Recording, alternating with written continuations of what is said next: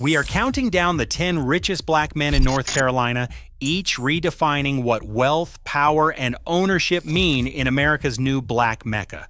From influential banking executives to cultural moguls, hometown athletes turned investors, and the stewards of century-old institutions, these men are not just accumulating fortunes, they are transforming entire cities and shaping the economic future of the South. Who controls the most capital, and how do they leverage it to remake North Carolina? Let us begin at number 10. In 10th place, Donta Wilson stands as the quiet force behind billions in North Carolina's banking sector.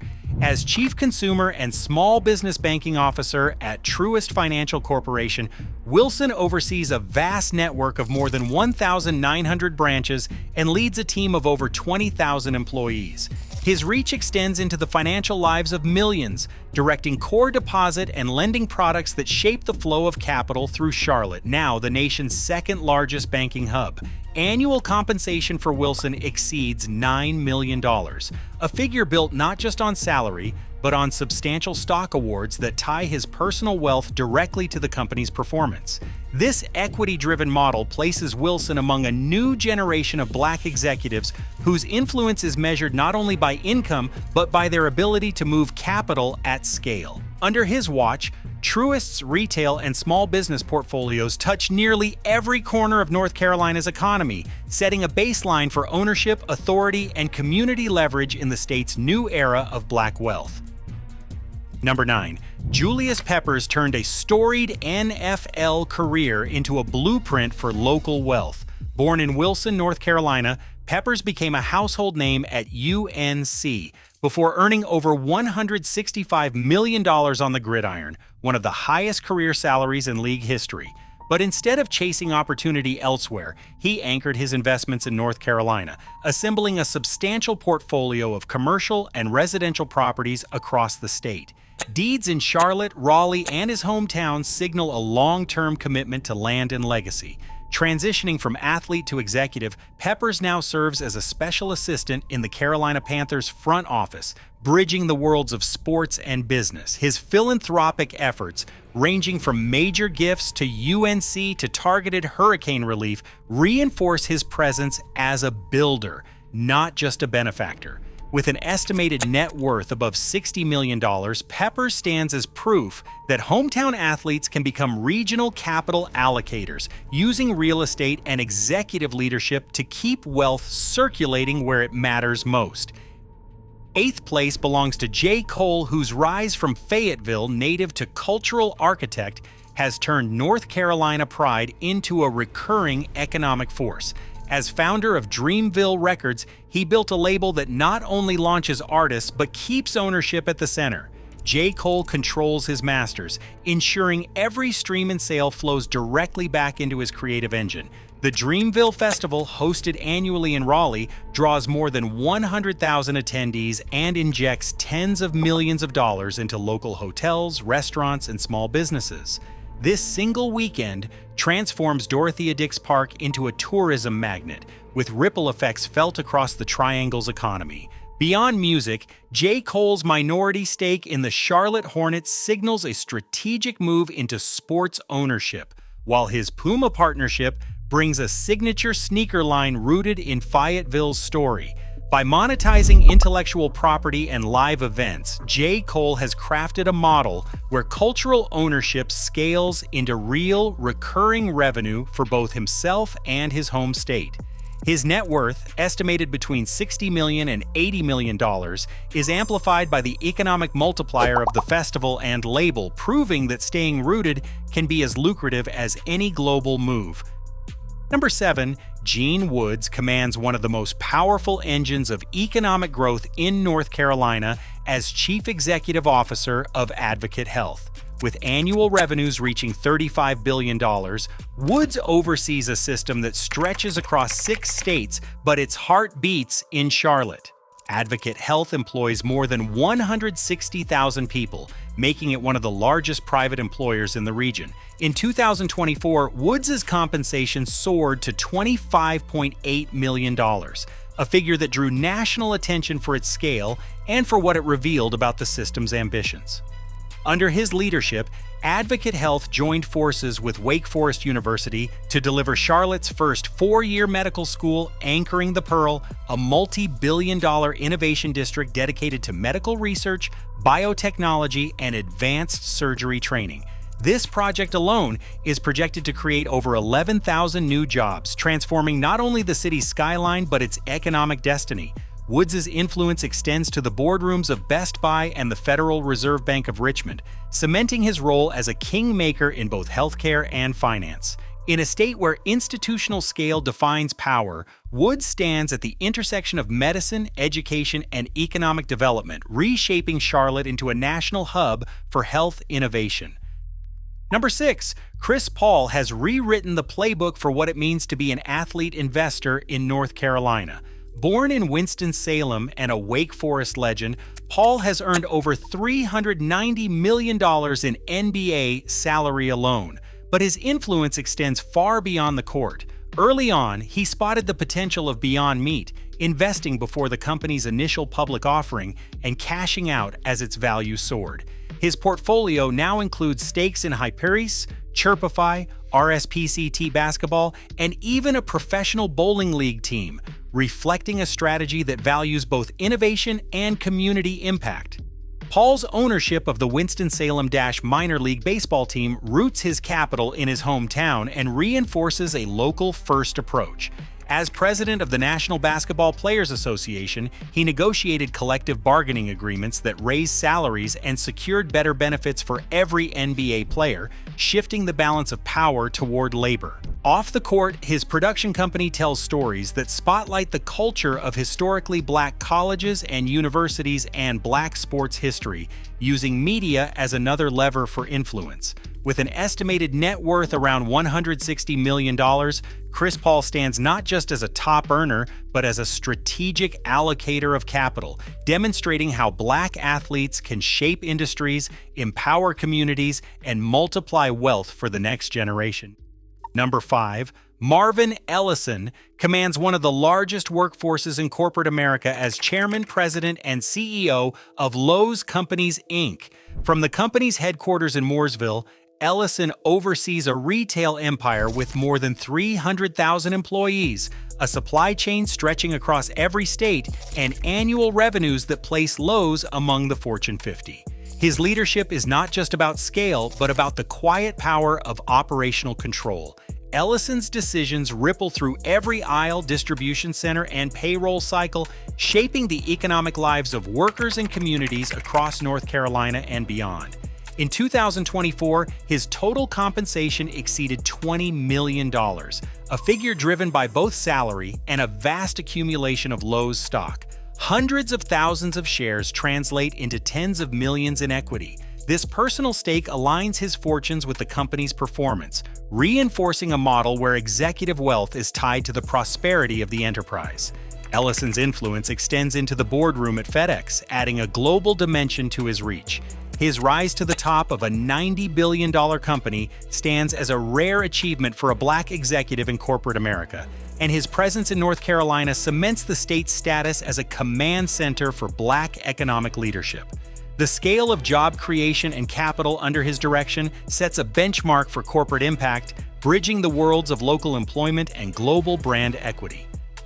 Number 4. Stephen Curry redefines what it means to turn athletic stardom into generational wealth rooted in North Carolina. Raised in Charlotte and a Davidson College legend, Curry's financial story now goes far beyond his $215 million Supermax NBA contract. The real engine behind his ascent is equity, not just salary. His lifetime partnership with Under Armour is structured not as a simple endorsement, but as an ownership stake potentially worth up to $1 billion when accounting for equity and profit sharing. This deal places Curry in rare company, allowing him to benefit directly from the brand's global growth, with SC30 Incorporated managing his investments, partnerships, and intellectual property. Curry's entrepreneurial reach extends into media, with Unanimous Media producing a slate of films and television projects in partnership with Comcast NBC Universal. The company is designed to amplify diverse voices and to build a portfolio that scales his influence well beyond basketball. Even as his brand stretches worldwide, Curry's ties to Charlotte remain deep. Through the Eat, Learn, Play Foundation, he and his wife Aisha have funded school nutrition programs, literacy initiatives, and playground renovations, directly impacting thousands of children in the city where his story began. By building equity into every major deal and channeling capital back to his hometown, Curry sets a new standard for athlete entrepreneurs. His wealth trajectory is climbing toward the billionaire mark, fueled by philanthropy that keeps North Carolina at the center of his global empire. Coming to the top three, Don Peebles stands as a force in American real estate, wielding the kind of leverage that shapes city skylines and reclaims lost ground for new generations. As founder and CEO of the Peebles Corporation, he commands a portfolio valued in the billions, an empire built through public-private partnerships that unlock access to land, influence zoning, and reimagine entire neighborhoods. Peebles' approach goes beyond simply acquiring property. His projects are measured in millions of square feet, with development footprints stretching from New York to Miami and increasingly into the economic heart of Charlotte. Here, his strategy centers on transforming underutilized urban acreage into mixed-use districts that blend residential, office, and retail space, often on sites once stripped from Black communities by urban renewal. By negotiating directly with city governments and leveraging his expertise in complex development deals, Peebles secures the kind of entitlements that turn vacant lots into engines of wealth creation.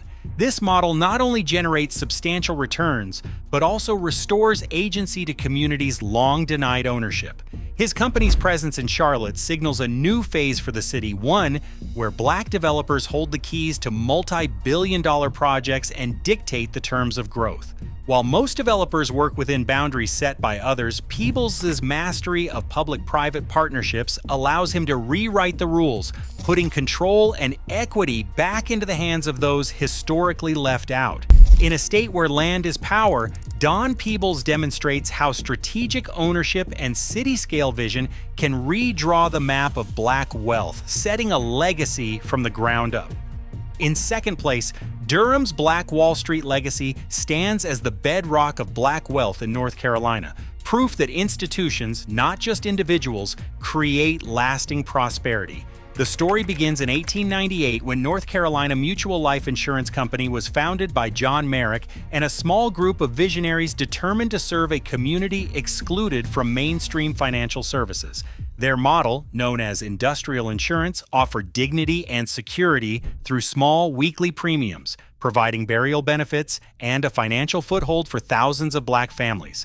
By 1910, North Carolina Mutual's income had surged from just under $1,000 to $250,000, and its reach extended up and down the East Coast. The company survived the Great Depression and Jim Crow through conservative management and a relentless focus on community ties, growing into the largest Black-owned insurer in the United States, with assets topping $210 million and more than $14 billion of insurance in force at its peak. Mechanics and Farmers Bank, founded in 1907, became the financial engine for Black home ownership and entrepreneurship in Durham. Backed by early investments from North Carolina Mutual, Mechanics and Farmers Bank issued loans to Black families and businesses when no other institution would, compounding wealth across generations. Together, these institutions outlasted economic crises, financed the growth of Durham's Black Wall Street, and created more Black millionaires than any single athlete or executive. Their archives, preserved at Duke University, document a century of job creation, asset building, and community endowment that continues to echo in North Carolina's economic landscape. While individual fortunes may rise and fall, the enduring power of these institutions proves that collective ownership and strategic lending can transform a city and lay the foundation for the new Black Mecca. And finally, in first place, Michael Jordan stands as the ultimate architect of Black wealth in North Carolina, a figure whose journey from Wilmington to the global stage redefined what it means to turn talent into dynasty. Jordan's story begins on the courts of UNC Chapel Hill, where a single championship shot foreshadowed a career of record-breaking achievement. Yet the true engine of his fortune was never just basketball. While his NBA salary totaled $90 million, it was his business acumen that rewrote the rules. Jordan brand, launched with Nike in 1997, became a cultural force, generating over $200 million in annual royalties for Jordan himself and moving billions of dollars in revenue each year. This brand, anchored in his name and image, transformed sneakers into assets and personal flair into generational capital. The pivotal moment came with his acquisition of the Charlotte Hornets, purchased for $275 million in 2010. Over the next decade, Jordan's majority ownership turned the franchise into a billion-dollar asset. In 2023, he sold his controlling stake for an estimated $3 billion, realizing one of the greatest returns on investment in sports history, nearly 11 times his original purchase price. The liquidity from this sale catapulted his net worth to a reported $3.5 billion, placing him among the world's wealthiest black individuals and making him the only black billionaire based in North Carolina. Jordan's empire extends far beyond the court and the boardroom. As co-owner of 23XY Racing, he broke barriers in NASCAR, a sport historically closed to black ownership. His partnership in Sincoro Tequila and equity in DraftKings signal a diversified approach, using every platform as an opportunity for expansion. But the story is not just about personal gain. Jordan has directed millions of dollars toward community health, funding family medical clinics in Charlotte and Wilmington, and supporting education initiatives across the state. His philanthropy targets the structural gaps that once limited opportunity for families like his own. In the landscape of North Carolina's new Black Mecca, Michael Jordan is not just a symbol of success, he is the standard. His ascent from local legend to global mogul proves that ownership, not just achievement, is the cornerstone of lasting wealth. The convergence of brand mastery, franchise control, and targeted investment places Jordan at the pinnacle of this new era, a living testament to the power of turning individual excellence into collective legacy. Across all 10 entries, one pattern stands out. North Carolina's black wealth is not just individual, it is institutional, strategic, and self-reinforcing. Ownership, investment, and legacy combine to reshape cities and multiply opportunity. This is not a passing trend. It is a blueprint for generational power. The new Black Mecca is built not just on success, but on systems that sustain wealth. Which story challenged your expectations? Let us know below.